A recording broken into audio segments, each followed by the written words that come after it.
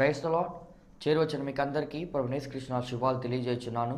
ఈ దినము కొరకు ఏర్పాటు చేయబడిన లేఖన భాగము అపోస్తుల కార్యములు 15వ అధ్యాయము 17వ వచనం. పడిపోయిన దావీదు గుడారమును తిరిగి కట్టెదను, దాని పాడైన వాటిని తిరిగి కట్టి దానిని నిలవబెట్టెదనని అనాది కాలము నుండి ఈ సంగతులను తెలియపరిచిన ప్రభువు సెలవిచ్చుచున్నాడు. Praise the Lord. దేవునికి స్తోత్రం. హల్లెలూయా, హల్లెలూయా, హల్లెలూయా, స్తోత్రం. మన ప్రభువును ప్రియ రక్షకుడైనటువంటి నజరేయుడైన యేసుక్రీస్తు దివ్య నామములో శాంతి టీవీలో ప్రసారం అవుతున్నటువంటి ఆయన హెచ్చవలసి ఉన్నది అనేటువంటి అనుదిన ఆత్మీయ కార్యక్రమ వీక్షకులైన ఆత్మీయ బంధువులైన మీ అందరికీ నా హృదయపు లోతులో నుంచి ప్రత్యేకమైన వందనాలు తెలియజేస్తున్నాను. హల్లెలూయా. Good morning, have a nice day. మరొక పర్యాయము దేవుని సేవకునిగా, దేవుని బిడ్డలైన మిమ్మల్ని కలుసుకోవడానికి దేవుడు నాకు ఇలా మంచి అవకాశం ఇచ్చినందుకు దేవుని స్తుతిస్తున్నాను. దేవుని స్తోత్రం. ఈ కార్యక్రమం ఎంతమంది చూస్తున్నారో నాకైతే తెలియదు, కానీ వాటి లెక్కలు దాన్ని పెంచుకునే ప్రయత్నాలు వ్యూవర్షిప్ నేనేం చేయడం లేదు. దేవుని వాక్యం బోధిస్తున్నాం అంతవరకే. దేవుని వాక్యము అనేది విత్తనం లాంటిది, దాన్ని చల్లుతున్నాం అంతవరకే. విత్తనము మింగివేయబడవచ్చు, విత్తనము త్రోవ పక్కన పడవచ్చు, విత్తనము రాతి నేల మీద పడవచ్చు. అది చేయవలసిన పని ఉంది. విత్తనం చేసేస్తుంది.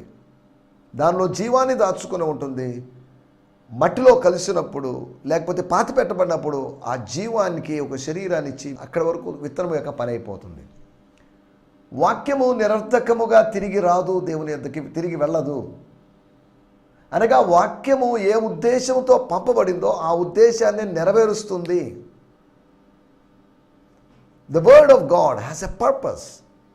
When the word of God was sent, it will surely fulfill the purpose. ఏ ఉద్దేశం కోసమైతే పంపించబడిందో ఆ ఉద్దేశాన్ని వాక్యం నెరవేర్చడానికి శక్తి కలిగినది. దేవుని వాక్యము శక్తి కలిగినది, జీవము కలిగినది, చైతన్యం కలిగింది. It's active, it's creative, it's innovative. దేవుని వాక్యం శక్తి కలిగింది. దేవుని యొక్క స్వరం, గాడ్స్ మెసేజ్, గాడ్స్ ట్రూత్ని మనం అర్థం చేసుకోవాలి. దేవుని స్తోత్రం. హల్లెలూయా. రండి, ఈ సమయంలో మనం దేవుని వాక్యాన్ని విందాం. మిమ్మల్ని, మీ కుటుంబ సభ్యులను, బంధుమిత్రాదులందరినీ ప్రేమపూర్వకంగా ఆహ్వానిస్తున్నాం. దేవుని స్తోత్రం.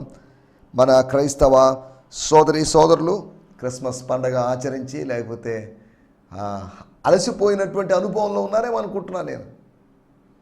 అలసిపోకుండా మనం ముందుకు సాగాలి అంటే క్రిస్మస్లు అధికంగా జరుపుకోవాలని కాదు నా మాటల యొక్క ఉద్దేశం. ఈ ఆత్మీయ జీవితంలో ఏమాత్రం అలసిపోకుండా, శరీర సంబంధమైన, భౌతికమైన, ఆచార సంబంధమైన కార్యక్రమాలకు ప్రాధాన్యతనివ్వకుండా ఆత్మ సంబంధంగా ముందుకు సాగడానికి ప్రభు మనకు సహాయం చేయాలి. చిన్న ప్రార్థన చేసుకుందాం. దయచేసి నాతో ఏకీభవించండి. పరిశుద్ధుడమైన మా దేవా, మీకు వందనాలు చెల్లిస్తున్నాను, నిన్ను స్తుతిస్తున్నాం. We praise you, we adore you lord, we worship you lord, we increase your name, we increase your glory, we increase your grace. నువ్వు హెచ్చవలసి ఉన్నది, మేము తగ్గవలసి ఉన్నది. మేము ఎంతగానో తగ్గవలసి ఉన్నది. తగ్గవలసినంతగా మేము తగ్గలేకపోతున్నాం. అంతేకాకుండా మిమ్మల్ని హెచ్చించవలసినంతగా మేము హెచ్చించలేకపోతున్నాం. ఈ రెండు బలహీనతల్లో మేము ఉన్నాం. నా జనులు 2 నేరములు చేసి ఉన్నారని ఇర్మీయా గ్రంథములో భక్తులు చెప్పినట్లుగా, ప్రవక్త చెప్పినట్లుగా నిన్ను తగినట్టుగా హెచ్చించలేక, మమ్మల్ని తగినట్లుగా తగ్గించుకోలేక ఇలా మేము సాగుతున్నాం. కానీ మమ్మల్ని తగ్గించుకుంటూ, మిమ్మల్ని హెచ్చించుకుంటూ ముందుకు సాగేటువంటి ఆత్మీయ జీవితంలో పరిశుద్ధాత్మ యొక్క సహాయం మాకుంది. అందును బట్టి మీకు వందనం చేస్తున్నాం. ఈ సమయంలో మీ మాటలు వినడానికి, వాక్యాలు వినడానికి, వాక్యం యొక్క వ్యాఖ్యానాలు వినడానికి, వాక్యంలో దాగి ఉన్న సత్యాలు మీ దాసునిగా నేను కొన్ని బయటికి తీస్తున్నప్పుడు వాటిని స్వీకరించడానికి సిద్ధంగా ఉన్న మీ ప్రజలు ఉన్నారు. వారందరిని బట్టి మీకు వందనం చేస్తున్నాను. ధర్మశాస్త్రం విషయంలో ఆనందించు అని మీ వాక్యంలో రాయబడింది. ధర్మశాస్త్రము మాకు సంతోషం ఇస్తుంది. మీ మాటలు మాకు సంతోషం ఇస్తున్నాయి. మీ ధర్మశాస్త్రంలో, క్రీస్తు ధర్మశాస్త్రంలో రూల్స్ అండ్ రెగ్యులేషన్స్ ఉన్నట్టుగా కనిపించినప్పటికీ ప్రభువా, ఇందులో ఉన్నటి సత్యాలు, ఉపదేశం మమ్మల్ని బలపరుస్తుంది, మా కనులు తెరిపిస్తుంది. అందును బట్టి మీకు వందనం చేస్తున్నా. నీ ధర్మశాస్త్రంలో, నీ వాక్యంలోని ఆశ్చర్యకరమైన సంగతుల కొరకై, మర్మముల కొరకై మీకు వందనం చేస్తున్నా. సమయంలో చేరిన వారందరి కొరకై మీకు వందనం చేస్తున్నా. అనారోగ్యంతో, బలహీనతతో, వేరువేరు వ్యాధులతో బాధపడుతున్న వారు ఉన్నారు. వారందరినీ యేసునామములో మీరు దర్శించండి. మరి ముఖ్యంగా నాయన నెల్లూరు పట్టణములో ఏబిఎం కాంపౌండ్లో ఉంటున్నటువంటి మా సహోదరి హారిక, వారి తల్లిగారైనటువంటి అమరావతి గారి కొరకు ప్రార్థన చేస్తున్నాం. ఆ బిడ్డనైనా డయాలసిస్ చేయించుకుంటుంది, కిడ్నీ ప్రాబ్లమ్స్తో బాధపడుతుంది. ఆ బిడ్డను మీరు దర్శించండి, ఆ బిడ్డ జీవితంలో మీ కార్యం జరిగించమని అడుగుకుంటున్నాం. యేసు నామములో ప్రభు ఆమె విశ్వసిస్తుంది అనురాలైనప్పటికీ కూడా ఆ బిడ్డ కొరకు మేము ప్రత్యేకంగా ప్రార్థన చేస్తున్నాం. అమరావతి అనేటువంటి మీ కుమార్తెను మీరు దర్శించమని అడుగుకుంటున్నాం. ప్రభు మీ కుమార్తెను దర్శించి స్వస్థపరచండి. మీ మందిరంలో, స్థానిక మందిరంలో ప్రతి చోట ఆ బిడ్డను మీరు సాక్షిగా నిలపమని అడుగుకుంటున్నాం. నీకు అసాధ్యమైన కార్యం ఏది లేదు. ఎండిన ఎముకలను సహితం జీవింపచేయగలిగిన దేవుడి కనుక మీ దాసురాలి కొరకు ప్రత్యేకంగా ప్రార్థన చేస్తున్నాం. ప్రభువా మీకు వందనాలు చెల్లిస్తూ వాక్యము బోధించడానికి నాకు మీ ఆత్మ నడిపింపు, మీ ఆత్మ సహాయం కావాలి. నా సొంత జ్ఞానంతోనూ నాకేదో బయలుపరచబడిన వాటిని బట్టో లేకపోతే నేను రాసుకున్న దాన్ని బట్టి నేను బోధించలేను. మీ గైడెన్స్, మీ యొక్క ప్రాంప్టింగ్ నాకు కావాలి, మీ యొక్క ఇన్స్పిరేషన్ కావాలి. కనుక ఈ సమయంలో వింటున్న ప్రతి వ్యక్తి కొరకే మీకు వందనం చేస్తున్నా. వింటున్నప్పుడు వారికి మీరు అండర్స్టాండింగ్ని, అవగాహన మీరు కలిగించేయమని అడుగుకుంటున్నాం. ప్రభా మనం మీ చేతుల్లో సమర్పిస్తూ యేసు నామములోనే ప్రార్థించడుగుతున్నాం పరమ తండ్రి. Amen, amen, amen. దేవుని స్తోత్రం. మీ అందరికీ వందనాలు.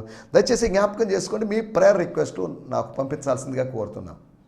ఎందుకు పంపించమని అడుగుతున్నానంటే, అవకాశం ఉంటే వాక్య పరిచర్యకి ముందు ఇలాగా పేర్లు చెప్పి ప్రార్థన చేయడానికి అవకాశం ఉంటుంది. నా 2 ఫోన్ నంబర్లు ఉన్నాయి కాబట్టి మీరు మీ ప్రేయర్ రిక్వెస్ట్లు నేడే పంపించండి, మీ కొరకు ప్రార్థిస్తాం. ఒక జనరల్ రిక్వెస్ట్ కాకుండా ఇటువంటి పర్టికులర్ రిక్వెస్ట్లు ఉన్నట్లయితే, స్వస్థత కొరకైనటువంటి ప్రార్థనలు ఇటువంటివి అయితే మీరు తెలియజేయండి, మీ కొరకు మేము ప్రార్థన చేస్తాం. టీవీలో ప్రార్థన చేయడం మాత్రమే కాకుండా మా స్థానిక సంఘంలో ప్రతి శుక్రవారం సాయంకాలము 6:45 నుంచి ఉపవాస కూడిక ఆరంభమవుతుంది. ఉపవాస కూడికలోను, వారం మధ్య కూడికల్లోనూ, అనగా శనివారం జరిగేటువంటి కనిపెట్టు కూడికలోను, జనవరి నెల 1వ తేదీ నుంచి 7వ తేదీ వరకు జరిగేటువంటి ఉపవాస కూడికల్లో కూడా మేము మీ కొరకు ప్రత్యేకంగా ప్రార్థన చేస్తాం. మీ కొరకు మేము అంతకుమించే సహాయం చేయలేని పరిస్థితిలో ఉన్నాం. ఈ స్పిరిచువల్ సపోర్ట్ ఇవ్వడానికి మేము సిద్ధంగా ఉన్నాం. దేవుని స్తోత్రం. ప్రార్థిస్తున్నాం, ప్రభు కార్యం చేస్తాడని విశ్వసిస్తున్నాం. మన ప్రార్థనను త్రోసివేసే దేవుడు కాదు, మన ప్రార్థనను అలక్ష్యం చేసే దేవుడు కాదు. ప్రార్థన ఆలకించువాడు అని చెప్పబడినటువంటి, పిలువబడినటువంటి, సంబోధించబడినటువంటి మన దేవుణ్ణి స్తుతిస్తున్నాను. ఆయన పక్షపాతం లేదు, ప్రతి ఒక్కరి ప్రార్థన వింటాడు. కనుక ప్రార్థన చేస్తున్నా, మీరు ప్రార్థన చేస్తున్నారు, అనేక మంది ప్రార్థన చేస్తున్నారు. కనుక అనేకుల ప్రార్థన ద్వారా, అనేక మంది యొక్క పిటిషన్స్ లేకపోతే అప్లికేషన్స్ అనుకోండి, అనేకుల అర్జీలు లేకపోతే అనేకుల అభ్యర్థనల మూలంగా మీ జీవితంలో కార్యం జరిగితే చాలు. ఎవరు ప్రార్థన చేస్తే స్వస్థ కలిగింది, ఎవరు నూనె రాసి ప్రార్థన చేస్తే స్వస్థ కలిగింది, ఎవరు చేతులుంచి ప్రార్థన చేస్తే స్వస్థత కలిగింది అనేది ప్రాముఖ్యమైన విషయం కాదు. కానీ ఎవరు అనే సంగతి పక్కన పెట్టేసి ప్రభు ద్వారా ఈ కార్యం జరుగుతుంది. Lord will heal you. దేవుడు నిన్ను స్వస్థపరచునుగాక. నిన్ను మానసికంగాను, ఆత్మీయంగాను, శారీరకంగాను దేవుడు నిన్ను స్వస్థపరచునుగాక. స్వస్థపరచనేనుకున్నట్లు యెహోవా హస్తము కొరచ కాలేదు.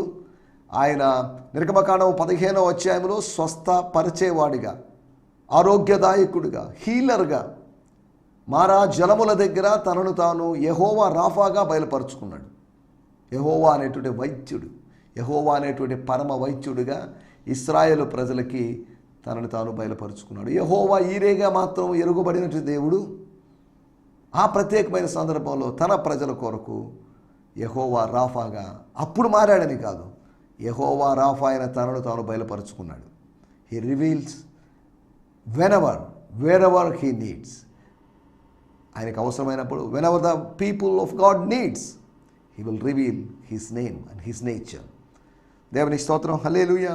ఈ సమయంలో కార్యక్రమంలో మనం ముందుకు సాగుదాం. నిన్నటి ఎపిసోడ్లో మనం సత్యాన్ని గురించి మాట్లాడుకున్నాం. ట్రూత్, అలెథియా అని చెప్పబడినటువంటి, గ్రీకు భాషలో చెప్పబడినటువంటి సత్యాన్ని గురించి మనం ఆలోచించాం. సత్యం అంటే ఏంటి? ఈ ప్రశ్న నేను అడిగిన ప్రశ్న కాదు, మనం అడుగుతున్న ప్రశ్న కాదు. కొన్ని వేల సంవత్సరాల క్రితం, 2000 సంవత్సరాల క్రితం పైలస్ పొంటియస్ అనేటువంటి వ్యక్తి, పొంతి పిలాతు అని పిలువబడిన వ్యక్తి, అనగా రోమన్ గవర్నర్గా ఉన్నటువంటి వ్యక్తి, ఆయన అడిగినటువంటి యేసు ప్రభుని అడిగిన ప్రశ్న, యేసు ప్రభు నోరు తెరిచి చెప్పబోయేంతలోపు ఆయన బయటికి వెళ్ళిపోయాడు, యూదులతో మాట్లాడడానికి, యూదులను అడ్రస్ చేయడానికి అనే విషయాలు యోహాను సువార్త 18వ అధ్యాయంలో మనం చూడగలం. సరే, సత్యం అంటే ఏంటి? సత్యం యొక్క 4 లక్షణాలు, సత్యాన్ని గురించి 4 విషయాలు మనం చెప్పుకున్నాం. ఒకటి, సత్యాన్ని మనము సమ్మతించాలి, ఒప్పుకోవాలి. అది నన్ను దోషిగా చూపించవచ్చు, మిమ్మల్ని దోషిగా చూపించవచ్చు, ఊహించని వ్యక్తిని దోషిగా చూపించవచ్చు. కానీ సత్యము అనే దాన్ని సమ్మతించాల్సిందే. పరిశుద్ధాత్మ దేవుడు స్వర్గములోని సత్యస్వరూపి అయినట్లు ఆత్మ వాక్యపు సత్యాన్ని మన ఆత్మతో ఒప్పింపజేస్తాడు. నువ్వు దేవుని పిల్లవాడివి, దేవుని బిడ్డవి, దేవుని కుమార్తెవి అని ఒప్పింపజేసేటువంటి అదే పరిశుద్ధాత్మ దేవుడు. నీతిని గురించి పాపాన్ని గురించి ఒప్పింపజేసేటువంటి పరిశుద్ధాత్మ దేవుడు వాక్య సత్యాన్ని నీ చేత ఒప్పింపజేస్తాడు. నువ్వు ఒప్పుకోకపోవచ్చు, నీకు నచ్చకపోవచ్చు, నీకు ఇష్టపడకపోవచ్చు, నువ్వు హర్ట్ అయి ఉండొచ్చు, నువ్వు అభ్యంతరపడి ఇదేంటి ఇలా చెప్తున్నారు, ఈ విషయం ఇలా బోధిస్తున్నారేంటి, నేను ఇలా అనుకున్నాను, ఇలా అంట కదా అని నువ్వు ఆలోచించవచ్చు. కానీ సత్యాన్ని పరిశుద్ధాత్ముడు నిన్ను నీ చేత ఒప్పింపజేస్తాడు. Yes, this is true. ఒకప్పుడు అబద్ధం అనుకున్నాను, ఇది వాస్తవం కాదనుకున్నాను, ఇది కల్పితం అనుకున్నాను, కల్పన అనుకున్నాను, కథ అనుకున్నాను, పురాణం అనుకున్నాను, ఏదో జనరల్ స్టేట్మెంట్ అనుకున్నాను, బట్ దిస్ ఈజ్ ట్రూ అని ఒకరోజు మనం తెలుసుకుంటాం. ఒకవేళ స్వస్థత విషయంలో స్వస్థత లేదు అని నమ్ముతున్న వ్యక్తివే కావచ్చు. కానీ ఒక్క సమయంలో నీ జీవితంలో ఒక సమయంలో అకస్మాత్తుగా దైవ కార్యం వల్ల నీకు స్వస్థత కలిగింది అనుకోండి, నీకు కలిగిన అనుభవాన్ని బట్టి స్వస్థత లేదు అనేటువంటి ఆ వేదాంతాన్ని, సిద్ధాంతాన్ని నువ్వు డస్ట్బిన్లో లేదా చెత్తకుండీలో పడాల్సిన పరిస్థితి వస్తుంది. అనగా దాన్ని తృణీకరించాల్సిన పరిస్థితి వస్తుంది. మనం ఆలోచించిన విషయాలు నిన్న సత్యము సమ్మతించదగినదని, సత్యము సార్వత్రికమైనది, it's universal. Truth should be acceptable and truth is universal. మూడవది మనం ఆలోచించిన విషయము, ఇట్స్ బియాండ్ కరెక్షన్. దానికి కరెక్షన్ యొక్క అవసరత లేదు. నువ్వు నేను చేసేటువంటి కరెక్షన్ యొక్క అవసరత లేదు. ప్రతి తరములో, ప్రతి జనములో, ప్రతి డెకేడ్లో, ప్రతి దశాబ్దంలో సత్యాన్ని కాస్త సంస్కరించాలండి అని అనాల్సి, ప్రజలు సంస్కరించాలి కానీ ప్రభు బయలుపరిచినటువంటి సత్యాన్ని సంస్కరించాల్సినట్టు అవసరత లేదు. The truth is for ever truth. నిన్న సత్యమైంది, ఈరోజు అసత్యం కాదు. ఈరోజు సత్యమైనది రేపటికి ఎప్పటికైనా కూడా అది సత్యమే. It's truth for ever. నీ వాక్యము ఆకాశమందు స్థిరపరచబడి ఉన్నది అని భక్తుడు అన్నాడు. అంటే దాని అర్థం it's fixed, it's confirmed, it's established. దాన్ని ఎవరు కదిలించాల్సిన అవసరం లేదు, దానికి ఎవరు కలపాల్సిన అవసరం లేదు, దానిలోంచి ఏది తీసేయాల్సిన అవసరం లేదు. Accept it as it is. దాన్ని ఎలా ఉందో అలాగే. దానికి ఇంకా ఏదో కలుపుకొని, ట్యాబ్లెట్స్ ఉన్నాయి చేదుగా ఉన్నాయి, దానికి కొద్దిగా చక్కెర కలుపుకొని చక్కెర పాకంలోనూ చక్కెర జీరాలో వేసుకుని మనం తినం. లేకపోతే ఏదైనా పదార్థాలని మనం డైల్యూట్ చేసి తినం.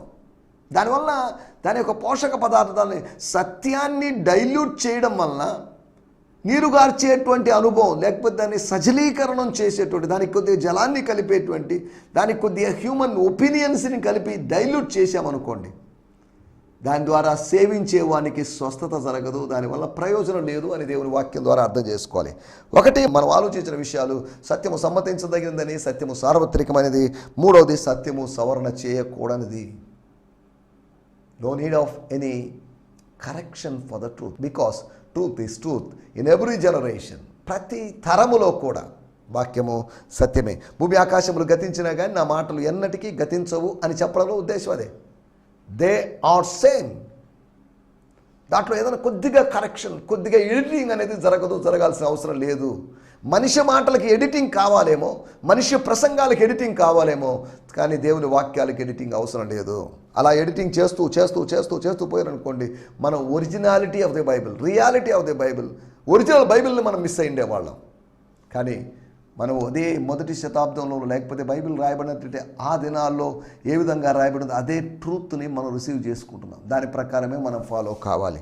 నాలుగో విషయం నేను మీకు జ్ఞాపకం చేస్తాము, సత్యము స్థిరపరచబడవలసింది. It has to be establish. It was establish, but it would be establish also. మన ప్రకటన ద్వారా, ప్రజల యొక్క స్వీకారం ద్వారా అది స్థిరపరచబడుతుంది. అది ఆమేన్ అని పలకబడుతుంది. వాక్యము ప్రకటించిన చోట కొన్నిసార్లు ప్రజలు ఆమేన్ అంటున్నారు. ఎస్, ఇట్స్ తదాస్తు, అలా జరగాలి, దేవుడి వాక్యంలో ఉన్నది ఉన్నట్టుగా జరగాలి. మరియ గారికి అర్థమైందో లేదో మరి తెలియదు, లూకా సువార్త 1వ అధ్యాయంలో. తర్వాత ఎలిజబెత్ గారు ప్రభు తల్లి అన్న మాటలు ఆమెకి ఎంతవరకు అర్థమైనవి మనకు తెలియదు, కానీ ఆమె తాను అప్పగించుకో. నీకు అర్థం కాకపోయినా అప్పగించుకో, నీకు అర్థం కాకపోయినా దాన్ని అన్వయించుకో. అర్థమైతేనే, దానికి ఎవరో వివరణ ఇస్తే, కొన్ని పేజీల వివరణ, కొన్ని గంటల వివరణ ఇస్తే నేను అంగీకరిస్తానని మూర్ఖంగా వాదించుకో. చాలామంది ఇలాగే చేస్తున్నారు. No, either you understand it or not, you should accept it. అనగా నియంతృత్వ ధోరణిలో దీన్ని అంగీకరించాల్సిందే అని. అదే సమయంలో ప్రేమతో నువ్వు చేసే కార్యాలను నీ అంగీకారము కూడా ప్రేమతో ఉండాలి, నీ సమ్మతి కూడా ప్రేమతో ఉండాలి. సత్యాన్ని ప్రకటిస్తున్నాం, సర్వలోకంలో ప్రకటిస్తున్నాం కనుక అది స్థిరపరచబడుతుంది. వాక్యాన్ని స్థిరపరిచాడు అనే మాట మార్కు సువార్త మనం 16వ అధ్యాయంలో చూస్తున్నాం. దేవుని స్తోత్రం. రండి, ఈ సమయంలో మన దేవుని వాక్యాన్ని ధ్యానించుకుందాం. ఈ దినము మన ధ్యానం కొరకై అపోస్తుల కార్యములు 15వ అధ్యాయము 17వ వచనాన్ని మనం చదువుకుందాం. అపోస్తుల కార్యములు 15వ అధ్యాయము 17వ వచనం. పడిపోయిన దావీదు గుడారమును తిరిగి కట్టెదను, దాన్ని పొడవైన వాటిని తిరిగి కట్టే దానిని నిలవబెట్టదనని అనాది కాలము నుండి ఈ సంగతులను, so that all of humanity will be able to encounter the Lord, including the Gentiles whom I have called. 16వ వచనములో ఉంది, after these things I will return to you and raise up the tabernacle of David that has fallen into ruin. I will restore and rebuild what David experienced. I will restore and rebuild what David experienced. దావీదు గుడారం అని కాదు, దావీదు అనుభవించిన దాన్ని. మన వాడుక భాషలో కూడా మనం చదువుకుందాం. 15వ అధ్యాయము 16వ వచనం మనం గమనించినట్లయితే, కూలిపోయిన దావీదు ఇంటిని పునర్నిర్మిస్తాను, ఈ శిథిలాలతో కొత్త ఇంటిని నిర్మిస్తాను. శిథిలాలతో కొత్త ఇంటిని నిర్మించడం అది ఎంతవరకు తర్చుమానం అని నాకు అర్థం కావట్లేదు. After these things I will return. Fathers life new టెస్ట్మెంట్లో వచ్చి after these things I will return, నేను వస్తాను, మరలా వస్తాను అని అర్థం. అంటే వెళ్ళాను మళ్ళీ వస్తాను అన్నట్టుగా. ఇంతకుముందు వచ్చాను మరలా వస్తాను, ఇంతకుముందు వచ్చి కార్యం చేశాను మరలా వచ్చి చేస్తాను. And I will rebuild the tabernacle of David which was fallen. దావీదు యొక్క పర్ణశాల, దావీదు యొక్క గుడారం, దావీదు యొక్క ప్రత్యక్ష గుడారం. దావీదుది కాదనుకోండి, అది మోషే ప్రత్యక్ష గుడారం అని చెప్పుకోవాలి. సరే, మోషేది దావీదు కాలంలో దావీదు దగ్గర కూర్చుంది అనుకుందాం. I will rebuild the tabernacle. Building ఎవరో చేశారేమో, కానీ నేను జోక్యం చేసుకుని, నేను రిటర్న్ అయ్యి, నేను ఇంటర్ఫేర్ అయ్యి, నేను I will rebuild it. I will rebuild the tabernacle of David which has fallen. For I will build again the things which I have been raised and I will set it up. నేను దాన్ని set చేస్తాను. మన మాటల యొక్క ఉద్దేశం దేవుని యొక్క నిర్మాణాల గురించి, గాడ్స్ కన్స్ట్రక్టివ్ వర్క్స్ గురించి, దేవుని యొక్క నిర్మాణాత్మకమైనటువంటి కార్యాల గురించి మనం మాట్లాడుకుందాం. త్వరగా నేను మీకు 5 విషయాలు జ్ఞాపకం చేయబోతున్నాను. God is a builder. ఏం బిల్డర్? ఏం కడతారండి? ఏంటి ఇల్లు కడతాడు ఆయన? మేసనా, ఇంజనీరా, ఎవరు ఏంటి? ఒకళ్ళు ఇంజనీర్ అనుకుంటే అనుకోండి మీరు, కానీ దేవుడు చేసేటువంటి నిర్మాణం, దేవుడు తాను చేస్తానని చెప్పిన నిర్మాణాల గురించి 5 నిర్మాణాల గురించి నేను మీకు త్వరగా జ్ఞాపకం చేయబోతున్నాను. ఒకవేళ ఎవరో కట్టింది పాడైపోయింది, దాన్ని కొద్దిగా రీమోడల్ చేయొచ్చు ఆయన. ఐ విల్ రీబిల్డ్ ఇట్ అన్నాడు. నీ జీవితమే కూలిపోయింది, కుప్ప కూలిపోయింది, నీ మనసు, నీ జీవితం, లేదా నీ చుట్టూ ఉన్నటువంటి వ్యవస్థ కుప్ప కూలిపోయిన పరిస్థితిలో ఉన్నప్పుడు, నీ కుటుంబ జీవితం కుప్ప కూలిపోయినప్పుడు, దెర్ ఇస్ గాడ్స్ ప్రామిస్. దేవుని వాగ్దానం ఉన్నది. I will rebuild it, I will restore it. No problem. కూలిపోయిందని కుంగిపోవాల్సిన అవసరం లేదు. కూలిపోయిందని మరలా కడతాను. అవసరమైతే సిరిదాలతోనే కడతాను నేను. ఆ రబ్బిష్తో, లేకపోతే ఆ వేస్ట్ మెటీరియల్తో, ఆ గార్బేజ్తో కడతాను. ఇల్లు పడగొట్టిన తర్వాత అవసరమైన రాయిని మనం తీసుకుంటాం. దాంట్లో కొన్ని రాళ్ళు వేస్ట్ అయిపోతాయి, పగిలి ముక్కలైపోతాయి, అవి పనికిరావు. కానీ దాంట్లో అవసరమైనవి తీసుకుంటాం మనం. దాన్ని తీసుకుని మరలా మనం వాడుకుంటాం. దేవుని స్తోత్రం. హల్లెలూయా. లేకపోతే కొత్తగా వాడేవాళ్ళు ఉన్నారు, అది వేరే విషయం. అంతా కొత్తగా తీసుకుందాం, చేసుకుంటాం అనేవాళ్ళు ఉన్నారు, అది వేరే విషయం. మనం రీబిల్డ్ చేసినప్పుడు, మనల్ని తిరిగి కట్టినప్పుడు మనం బలంగా ఉండగలం, బలంగా మారగలం. దేవుని స్తోత్రం. మొట్టమొదటి విషయం అపోస్తల కార్యములు 15వ అధ్యాయము 17వ వచనంలో మన మూలవాక్యంలో దావీదు యొక్క గుడారము. దావీదు గుడారాన్ని దావీదు పడగొట్టుకున్నాడని కాదు, దావీదు యొక్క కుటుంబ జీవితంలో ఎన్నో ఫెయిల్యూర్స్ ఉన్నాయి. తనకు కొంతమంది భార్యలు, పిల్లలు వీటి వలన ఆ కింగ్డమ్ మొత్తం గందరగోళం అయిపోయింది. మనకు తెలిసిన విషయమే. సౌలు యొక్క కుటుంబము ఏ విధంగా మారిందో, కొంతకాలానికి దావీదు యొక్క కుటుంబం అలా చెదలపై స్కాటర్ అయిపోయింది. దాంట్లోకి మనం వెళ్ళలేదు. దావీదు యొక్క కుటుంబ జీవితాన్ని he want to restore it. అందులో నుంచి ఆయన వస్తున్నాడు కనుక, మెస్సియా రాబోతున్నాడు కనుక ఆ కుటుంబాన్ని లేదా ఆ ఇంటిని లేకపోతే వాళ్ళకు సంబంధించిన వాటిని ఆయన విమోచిస్తాను, మరలా కడతాను అంటున్నాడు. దావీదు యొక్క గుడారాన్ని దేవుడు మరలా కట్టబోతున్నాడు. ఎప్పుడు ఏంటి అనేటువంటి వివరాలకు మనం వెళ్ళలేదు. కట్టబోతున్నాడు అనే దానికన్నా కడుతూ ఉన్నాడు ఆయన. He's building, he's doing some construction work. ఆయన నిర్మాణకుడు, ఆయన పరలోక నిర్మాణకుడు. అదే సమయం దేవుడు దేనికి శిల్పియు నిర్మాణకుడై ఉన్నాడో అని హెబ్రీ పత్రిక 11వ అధ్యాయంలో రాయబడింది. ఒకటి, దావీదు యొక్క గుడారాన్ని ఆయన కట్టబోతున్నాడు. కీర్తన గ్రంథము 8వ అధ్యాయము 2వ వచనం, సామ్స్ 8:2.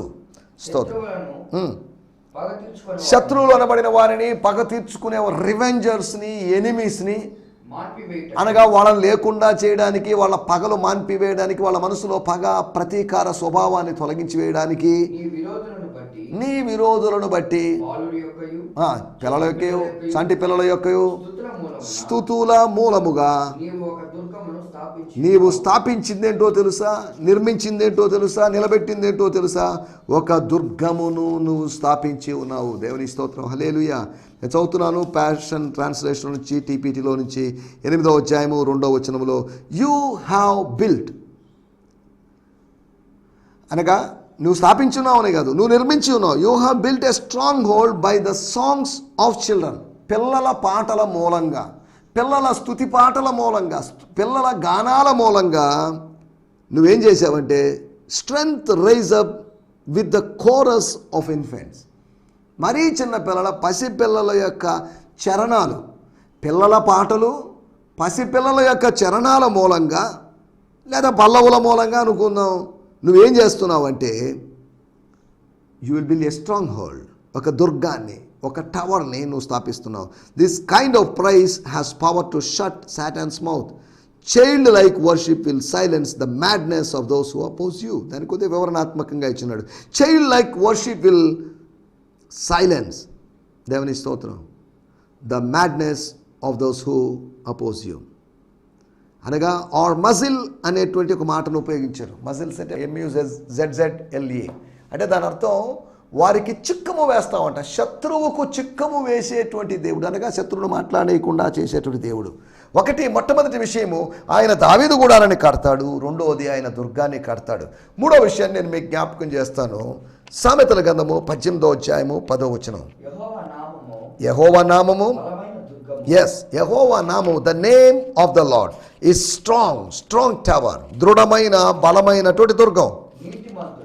నీతిమంతులు అని కూడా అనుకోవచ్చు. నీతిమంతులు అన్నప్పుడు నీతిమంతులు అని కూడా, అందులోనికి పరిగెత్తి సురక్షితముగా ఉంటారు.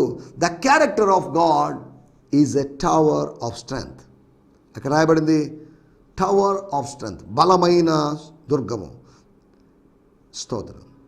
అనగా as a homonym that can be translated bed of flowers, అనగా పూల పాన్పు అన్న విధంగా ఆ పదానికి సమానార్థమైన, సమాన శబ్దార్థమైనటువంటి ఒక మాటగా అక్కడ ఉపయోగించబడింది.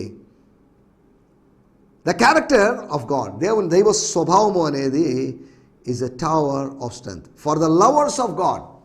నీతిమంతుడైన వాడు అనడానికి ఇక్కడ తర్జుమాలు, the lovers of God delight to run in to his heart and be exalted on high. దేవుని స్తోత్రం. ప్యాషన్ ట్రాన్స్లేషన్లో కొత్త నిబంధన మాత్రమే కాకుండా కీర్తనలు, సామెతలు, పరమగీతం ఉంది అనే సంగతిని మీకు గుర్తు చేస్తున్నాను. సరే, మనం ఇక్కడ ఆలోచిస్తున్నటువంటి మూడో విషయము, ఆయన దృఢమైనటువంటి ఒక దుర్గాన్ని, ఒక బురుజును స్థాపించాడు, ఒక కావలి కోటను స్థాపించాడు. మిగ్దాల్ అనగా కావలి కోట. కావలి వాళ్ళు అక్కడుండి దూర ప్రాంతం నుంచి వచ్చే శత్రువును గమనించడానికి నిర్మించబడింది. అది బలమైనదిగా ఉండాలి, లేకపోతే శత్రువు దూరం నుంచి దాడి చేసే అవకాశం ఉంది. నాలుగో విషయాన్ని నేను మీకు జ్ఞాపకం చేస్తాను. యోహాను సువార్త 2వ అధ్యాయము 19వ వచనం, యేసు ఈ దేవాలయాన్ని పడగొట్టండి, ఆ దేవాలయాన్ని పడగొట్టండి అని కాదు. 46 సంవత్సరాలు గట్టింది, మీరు పడగొట్టాలంటే కష్టం, మీ కష్టం, మిమ్మల్ని ఇబ్బంది పెట్టడం నాకు ఇష్టం లేదు. ఈ దేహమును మీరు పడగొట్టగలరు, ఈ శరీర సంబంధమైన నా దేహ దేవాలయాన్ని మీరు పడగొట్టగలరు. ఈ దేవాలయమును పడగొట్టుడి, మీరు పడగొడితే నేను లేపుతాను. దేవుని స్తోత్రం. మీరు కట్టుకుంటే దాన్ని ఆపేస్తాను, మీరు కట్టుకుంటే దాన్ని కూలదోస్తాను. మనము చేసే పనికి వ్యతిరేకంగా దైవ కార్యం ఉంది. భక్తిహీనుల కార్యాలకి వ్యతిరేకంగా ఉంది భగవంతుని కార్యం. దేవుని స్తోత్రం, హల్లెలూయా. ఆయన చెప్తున్నాడు దేహ దేవాలయాన్ని గురించి. ప్రజలు మిస్అండర్స్టాండింగ్ చేసుకున్నారు, అది వేరే విషయం.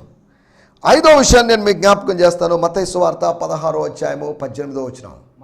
మరియు నీవు you are the Peter, you are a Peter, you are my brother Peter.